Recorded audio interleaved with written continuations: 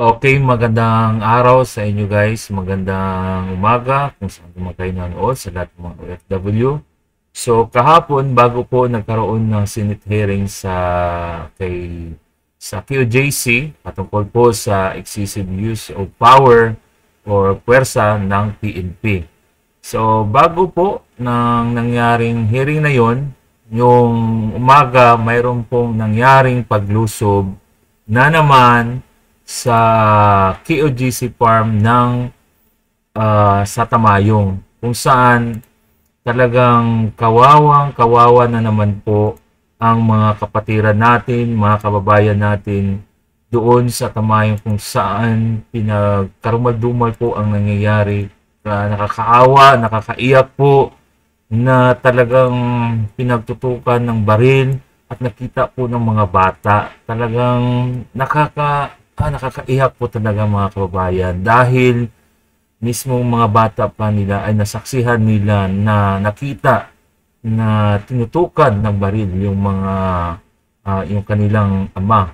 So pakinggan at panoorin po natin to guys, dahil talagang yung pinagagawa ng mga pulis ngayon hindi na po to serve and protect. So ito na po, panoorin natin yung video nito. Mga Banateros, magandang gabi mula dito sa Prayer Mountain sa Tamayong, Davao City.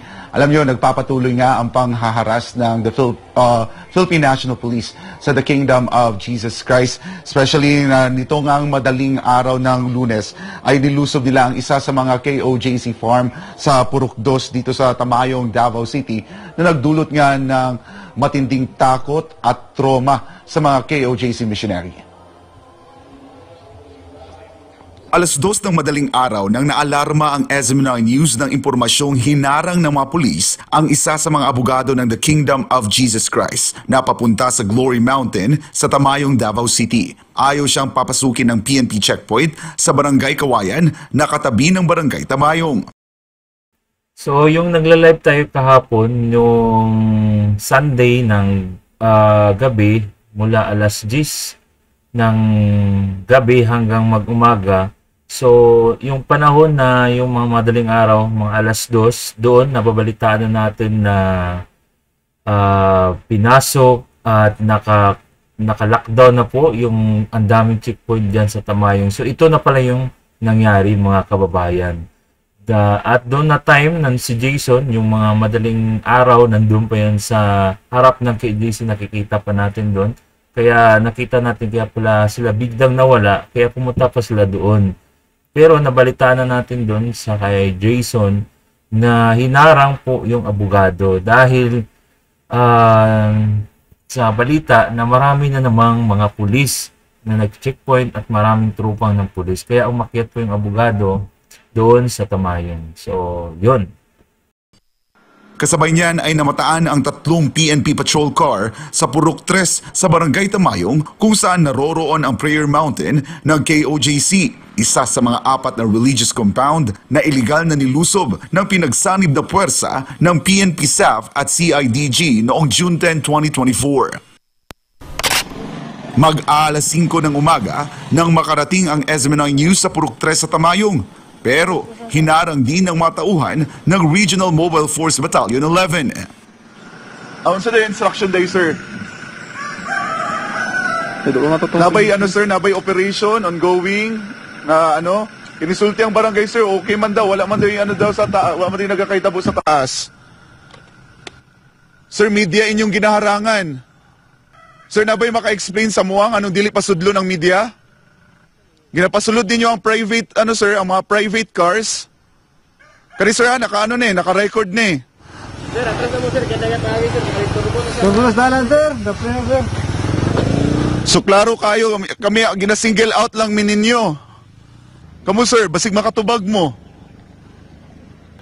So, anong ibig sabihin nito? Ano yung gustong mensaheng ipadala ng Philippine National Police sa ginagawa po nila sa media? May tinatago po ba sila? May tinatakpan po ba sila?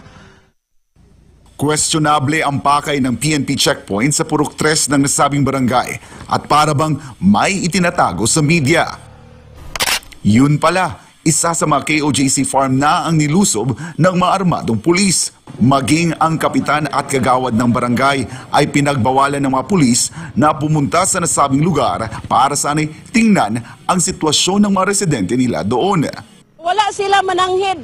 Ang pultahan dito karon tanan gipangransak. Gusto na mo tanawon, gusto na mo sudlon, pero dili mi nila pasudlon. Ayon sa mga KOJC missionary na nakatira sa KOJC farm, marahas na sinalakay at binulabog sila ng mga kapulisan sa gitna ng kanilang pagtulog. Anila, pwersahang binuksan ang kanilang mapintuan kung saan umabot sa punto na sinira ang mga ito. Isa-isa silang tinutukan ng dekalibring baril sa ulo, pinadapa sa lupa at ang iba ay tinalian pa ang kamay. Bila na lang may kumakatok sa pintuan dito pero hindi talaga siya yung katok na normal. Ginigiba talaga nila yung pintuan kasi nga dahil nakakandado siya, meron siyang kadena. So hindi man nila mabuksan, meron man silang dalang bolt cutter, ipinutol nila yung kadena. Biglang sinipa nung isa yung pintuan, tapos nanutok kagad siya nung baril. Tapos sabi niya na dapa, tapos hindi man kagad ako dumapa, lumuhod pa lang ako. Tinulak ako nung isa para makadapa. Tinalian kagad ako. Actually, ito pa yung tali na ginamit nila sa akin. Wa pa gani kabangon, naana ang duha ka pulis nga nagtutok na sa among naong og armas. Nakita na ako. Dako ang bukas sa ilang armas ba. Ginatutukan mi nila. Nakaingon ko, nganong ingon ani man unsay among sala nga nahimo. Kinsa di ay nagsugo ani nilang. Wala na ni nagsubay sa balaod. Sa tinuod lang, nasiyakig ko sa mga pangitabo nga wa ko kay balo nga pulis mismo nga atong tig-protektar ingon nga mga sibilyan. O naman yung naghimog di mayo. Nang amo na po nga pultahan gi tadyakan, bungkag. Pag ana gina ko paglingkod, nasugat gina ko ang buka sa pusil. Tulo ka tawo misulod sa kwarto. Dire. Armalite ang armas. Armalite ang armas ni pusil gition niya. Sa among naong pagyod. Pero alang gihimo, murumig mananap. Giduot mi sa yuta, pagkahumalulod sa yuta, gitutukan og baril. Gibaklid ang among kamote sa luyo. Maay na yung gihimo. Gobyerno man kamo, PNP man kamo, protektar man kamo sa mga sibilyan. Ganun kamo may mismo naghimo ginana. Ang akong nakita sir dili gyud maayo. Karnal dumal ang ilang gihimo sa among kinabuhi dinhing dapita. Malay mo sir, wala man may mga sala. Unsam day among nahimong sala sa gobyerno. Manong ingon anayon man nila. Buntag sayo kadlawng dako ilang gubo na mo sira unya tapos makitaan mi tutukan mi nilang baril yung pahapaon mi. Sa kabila ng kawalan ng search warrant, hinalughog naman ng mga armadong pulis ang mga kagamitan ng mga KOJC missionary. Kinuhanan ang ilan sa kanila ng mga cellphone kaya hindi rin sila nakakuha ng anumang video o picture ng mga sumalakay na pulis. Maging ang mga bagay na sagrado para sa mga misyonaryo ay hindi pinalagpas ng mga kapulisan. Yung gamit, tinangtapo nila. Tapos, yung Bible pa, kahit respeto na lang doon sa Bible, doon na lang siguro mismo sa Bible. Nirespeto na lang sana, hinagis pa nung isang pulis. Aginan ako, sir, imbes ka mo antay mo protect sa mua, naunsa naman niya, kamo na, anyo naman noon ning gihalughog di ari. Walang kahit anumang dokumento, gaya ng warrant of arrest o search warrant ang mga pulis na nagpapatunay ng legalidad ng kanilang operasyon. Dahil sa ginawang paglusob ng mga pulis at pagtutok ng mga baril, matinding takot ang idinulot ito sa mga KOJC missionary. So, ito yung kinatatakutan nila sa SMNI dahil yung SMNI mabilis at linalabas talaga yung katotohanan. Kaya pilit talaga nilang binubusalan, pilit talaga na inaharangan dahil talagang SMNI, yun lang ang lumalabas na katotohanan, tsaka mabilis. Kaya yun, mag-ingat po kayong mga kapulisan dahil sa gusto at sa hindi tatanggap at tatanggapin niyo po ang kaparusahan dahil po napaka-illegal ang ginawa niyo. Marami po kayong nasaktan, mga bata, mga matatanda. Tinutukan nyo ng baril, wala po kayong papel, wala po kayong warrant of arrest, wala po kayong search warrant. So, maghintay po kayo. Maghintay po talaga kayo sa mga kabalbalan at kamalian na hindi talaga kayo sumusunod sa batas. Tuloy. Lalo na sa mga senior citizen. Kalit man akong pultan, kalit nagkuan ng tingog. Dako kayong tingog ba, ang kuratan ko. Pag kuan ako, matan ako, nakita ko ang kuan, duha ka tao nagtiyon sa kuan. Nada nagsagit ko, sir, maluoy ka sa kuan, ayaw ko hilabti. Sakit akong kuan ba, marag nangurog ko gani, marag masabtan ng akong kahadlok. Justice, good lang ginabuhat eh. Kitang-kita naman ng mga bata ang paglusob ng mga pulis at kung papaano hinaras ang kanilang mga magulang sa pamamagitan ng pagpapadapa at pagtutok sa kanila ng mga baril. Kanina, ano siya nakitaan? Sa pulis. Ano siya man yung gidala? Pusil. Pusil. Asa nakatutok? Papa. Sino ka pagitutok? Ano siya man yung nabati ato? Hadlok. Ano naman? Kasi patyon. Kasi patyon, imong... Papa.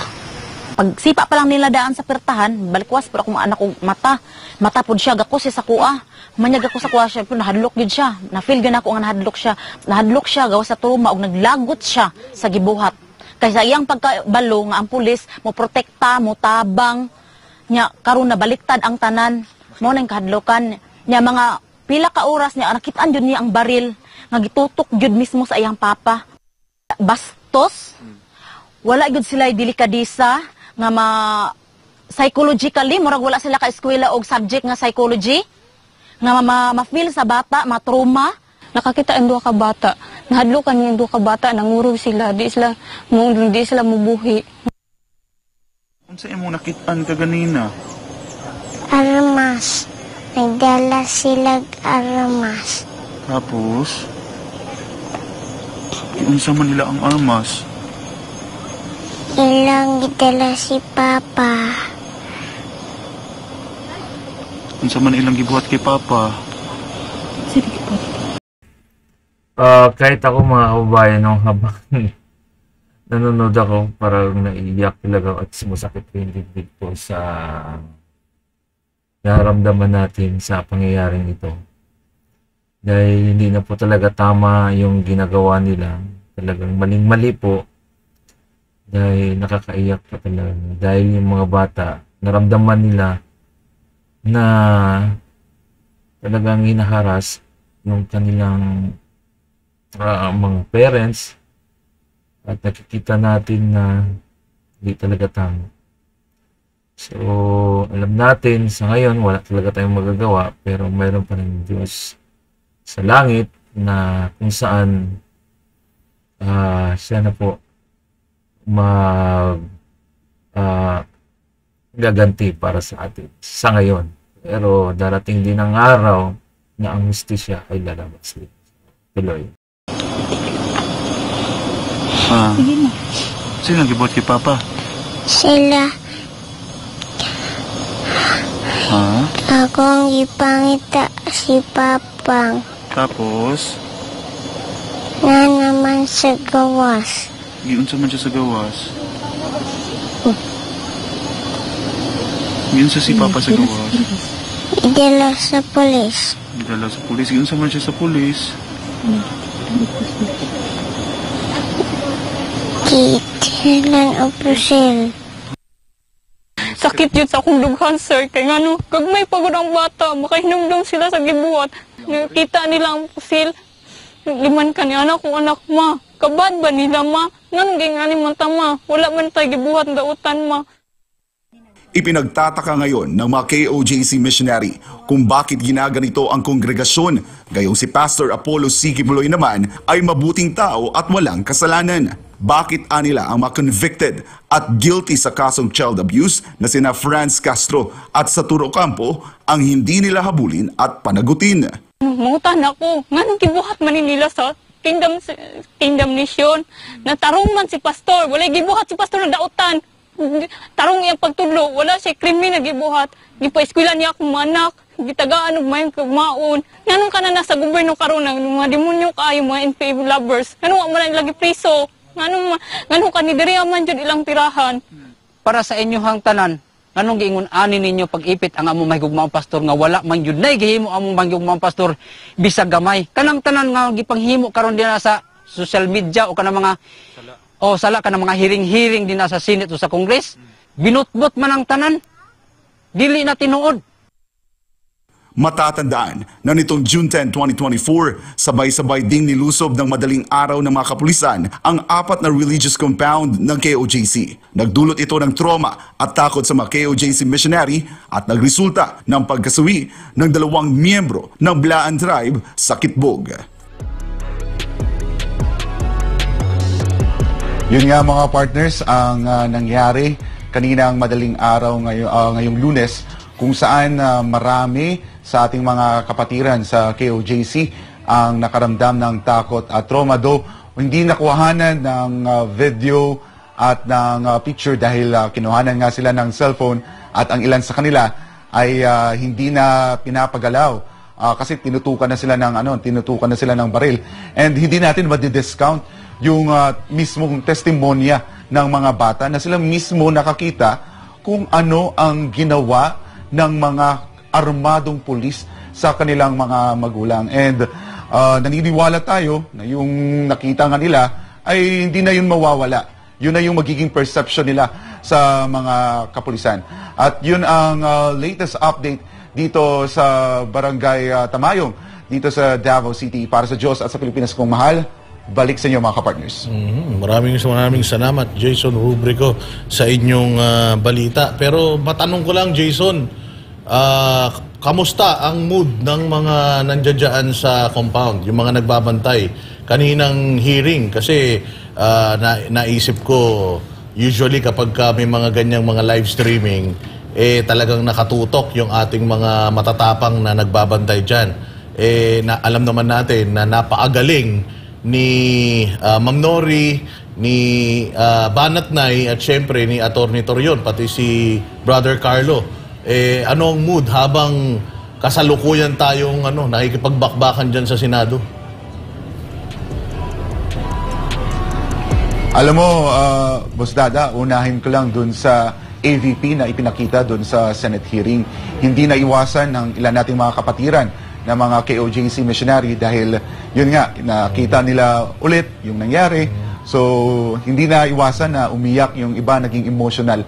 Dahil hindi talaga basta-basta yung nangyari noong June 10, 2024. Patunay yan, Boss Dada, mga partners, na yung sakit, yung trauma ay nandyan pa rin.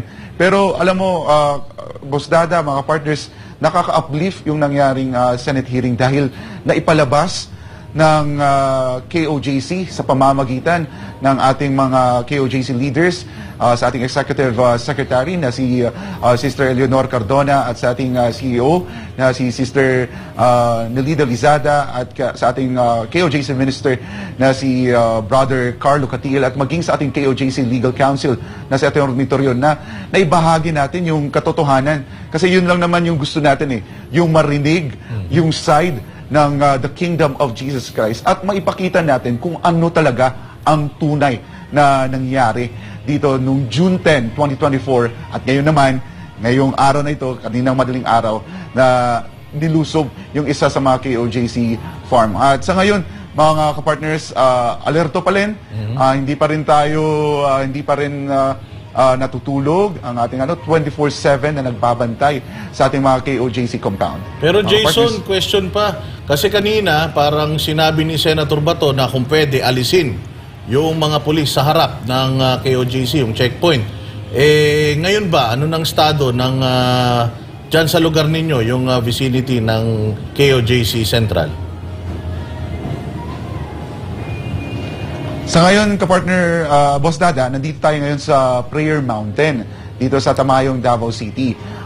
Mamaya, malalaman natin yan, pagbaba natin, kung nandun pa rin yung, actually, yun rin yung gusto kong malaman, after the Senate hearing, kung meron agad response ang ating mga kapulisan doon sa sinabi ni Senator Bato de la Rosa. Pero dito sa Tamayong, hindi pa rin nawawala yung checkpoint, kasi may 2 checkpoint dito, doon sa Barangay Wangan at yung pangalawa dito sa Barangay Kawayan. Salamat, Jason. May tanong ba kayo?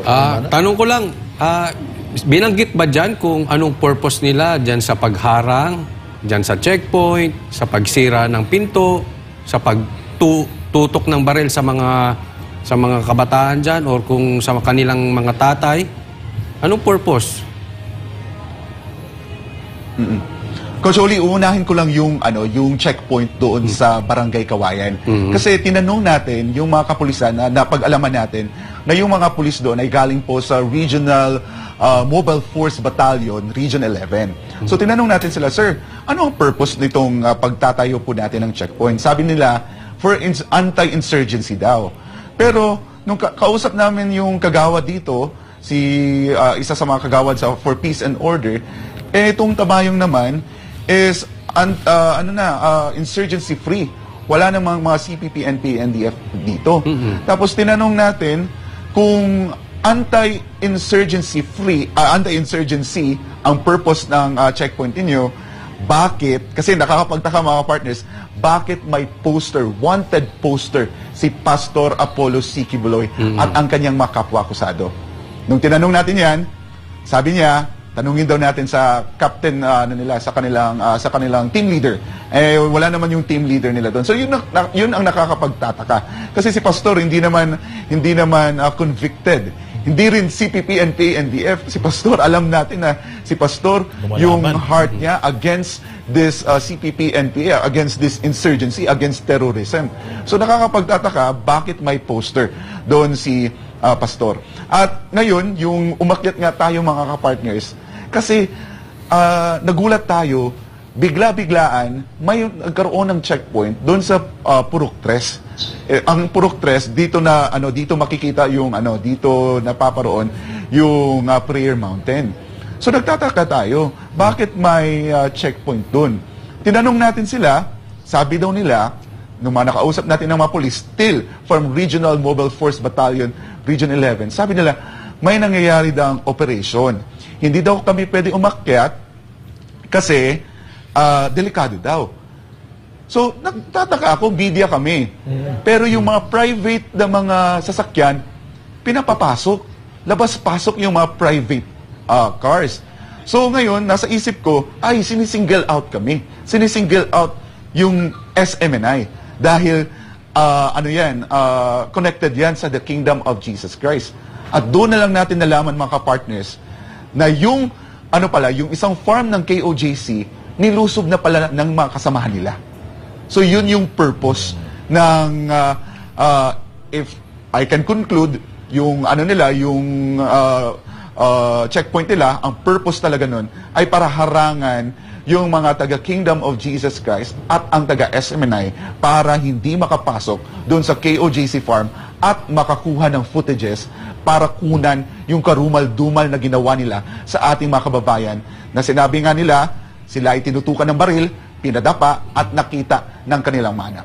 Ito yung obviously na contradicting sila, na sabi nila hindi sila marahas, tapos ito fishing expedition. Kasi hindi naman nila alam kung anong pinunta nila doon, naghahanap, wala naman silang search warrant. Hindi kaya sila yung NPA? May pangalan ba? Nababasa yung pangalan? Kita ba yung muka? Kasi hindi natin alam kung walang pangalan, walang muka. Illegal operation. Baka mamaya silang NPA, illegal operation yan. Magandang tanong yan, Coach Oli. Yung nakausap natin, yung mga kapatiran natin ng mga KOJC missionary doon sa KOJC farm, halos di nila makita yung pagmumukha, hindi nila makita yung nameplate. Tapos, ang nakakapagtataka mga kapartners, dahil magtatanong sila sa KOJC missionary, ano ka ba, Tagalog? Bisaya ka ba? Ilocano ka ba? Or anong lingwahe mo? Kasi kapag sinabi mong Ilocano, may Ilocanong pulis na nakakausap sa'yo. Kung Tagalog ka at hindi ka marunong mag-Cebuano or Bisaya, may kakausap sa'yo na nagtatagalog na pulis. And ang isa pa sa na bantayan o na parang naobserbahan ng ating mga kasamahan doon, may isa raw na alam niyang hindi Pilipino. Kasi alam niya yung average height ng Pilipino. So ngayon, napakatangkad. Makikita mo sa pagmumuka, kahit nakatabon yung muka, makikita mo sa mata na mestizo, matangos ang ilong. Sabi niya, yung tao na yun, nasa likod lang. Hindi siya nagpapaharap talaga. Nasa likod lang, parang nag-o-observe lang. So yun yung mga observations sila, Coach Oli. Delikado yan. Maraming salamat. Sa iyo, Jason, sa iyong balita. Hanggang sa muli. Nako, grabe. Anong masasabi natin dito sa nangyayari na to? Nakamonitor ka sa Oo, comment syempre, section. kailangan pinapakinggan natin, binabasa natin yung comment ng ating mga kababayan dito. Sabi nga ni Ortiz Jules, lumuluha po ang puso ko, makita ang mga nakakaawang mga kababayan ko, lalo mga bata. At sabi pa ni, si Jennifer Platero, I'm not from Davao and I'm not a KOJC member, but my heart cries for the abused people. This is too much injustice and clearly an abuse of power. At sabi nga nitong si Zyrene, puro violation na ginagawa. Grabe. Hindi pa ba nagkokomento ang Pangulo natin dito? Munta pa ako mabugas sa'yo. Hindi, kasi pasensya na. Nasanay kasi tayo kay PRRD.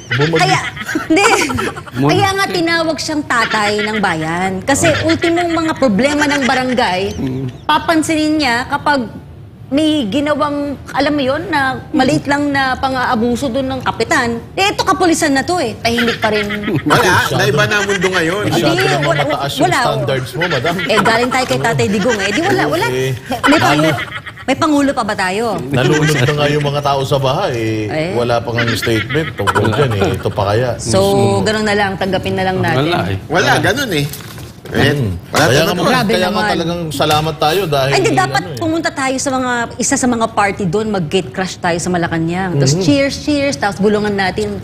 Sir, hindi ka pa magkokomento dito sa mga abuse of human rights na nangyayari. Ay, mamimigay akong pulburon. Delikado ka doon. Baka mapasahan ka ng champagne. So, ayun guys, yun ang buong balita na pakinggan natin, talagang karumaldumal. So, kahit masakit sa ating dibdib, kailangan po natin itong paglabanan yung mga ganitong balita dahil nakakapanggigil na talaga yung ginagawa ng ating mga kapulisan dahil sa utos sa taas, or utos ni Satanas, or utos ng mga demonyo. So, alam nyo na yan guys. So,